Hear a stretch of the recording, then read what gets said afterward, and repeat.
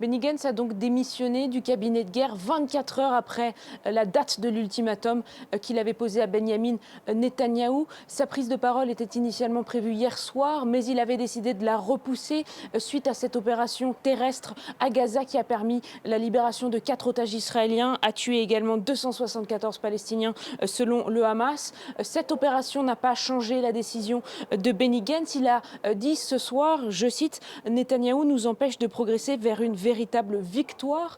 Il y a plusieurs semaines déjà, il avait exigé qu'un plan d'action soit décidé pour le jour d'après à Gaza. Estimant que ce n'est pas le cas, il décide donc de quitter le cabinet de guerre. Benny Gantz, c'est l'un des leaders de l'opposition. Il est connu en Israël pour sa grande expérience militaire. Certains voient en lui un adversaire crédible à Benyamin Netanyahou en cas d'élection anticipée. Mais à l'heure actuelle, eh bien, Benyamin Netanyahou semble progresser dans les sondages. Tout de suite après la déclaration de Benny Gantz, il a déclaré, je cite, « Israël est engagé dans une guerre existentielle sur plusieurs fronts.